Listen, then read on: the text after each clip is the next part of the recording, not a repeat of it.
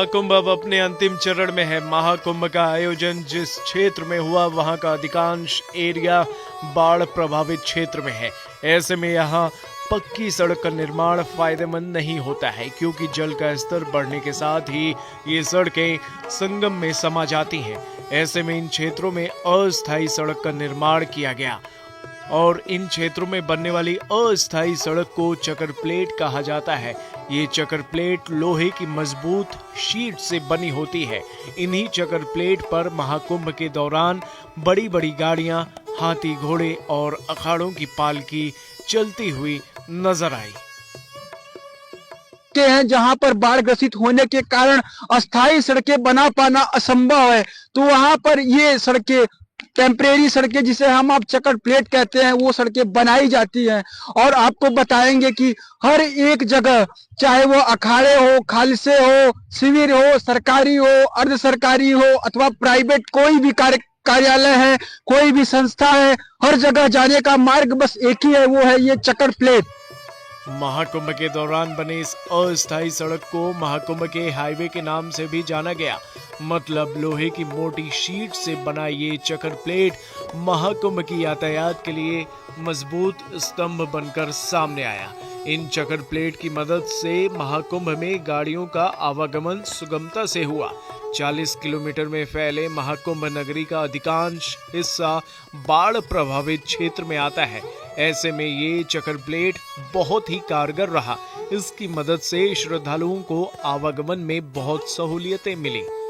उन्हें संगम की रेती पर लगाया जाता है। चकर प्लेट की लोहे की एक सीट दूसरी सीट से जुड़ी हुई होती है। एक दूसरे से जुड़ी ये लोहे की सीटें आपस में जुड़कर सड़क का जाल बनाती हैं। बात की जाए इन चकर प्लेट की मजबूती की, तो ये सीटें बहुत मजबूत होती हैं। इसमें बिना किसी परेशानी और दिक्कत के बड़ी बड़ी गाड़ियां सरपट दौड़ती दिखें। इन पर भारी वाहन के अलावा बड़े बड़े जीव जैसे हाथी, घोड़ा, ऊंट आदि भी दिन भर दिखे। बावजूद ये चकर प्लेट अपने स्थान पर टिके रहे। इन चकर प्लेट से बने सड़कों के जाल से केवल वाहनों को ही नहीं, श्रद्धालुओं को भी आवागमन में बहुत सहूलियतें मिली। इस बार महाकुंभ में शामिल होने वाले लगभग 60 करोड़ श्रद्धालुओं के भार को चकर प्लेट ने सहन किया।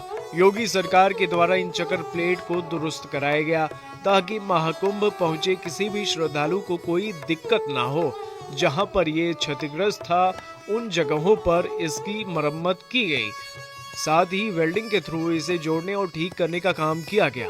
इस मार्ग से ही वीवीआईपी और वीआईपी की गाड़ियां पार हुई। वाहन गुजरते रहे। महाकुंभ का ये मुख्य मार्ग रहा। चकर प्लेट की वजह से सड़क का एक पूरा नेटवर्क महाकुंभ में तैयार हुआ। इसकी मदद से लोग महाकुंभ नगरी में श्रद्धालु सुगमता से एक स्थान से दूसरे स्थान तक आना जाना करते रहे। ये चकर प्लेटें मजबूत हैं। चूंकि ये चकर प्लेट बालू की रेती पर बिछाई जाती है, इस वजह से इस पर बालू के धूल जम जाते हैं। उसके अलावा गाड़ियों के आने जाने से भी चकर प्लेट पर मिट्टी, धूल जम जाते हैं। इससे ये कभी कभी स्लिपरी भी हो जाती है। घटना होने की संभावना बनी रहती है। इसी कारण इसकी समय समय पर सफाई करनी पड़ती है। इस पर जमे धूल और गंदगी को हटाना पड़ता है। इसके लिए सफाई कर्मी दिन रात जुटे दिखे। ऐसे भी महाकुंभ के दौरान सफाई का खासा ध्यान योगी सरकार की ओर से रखा गया।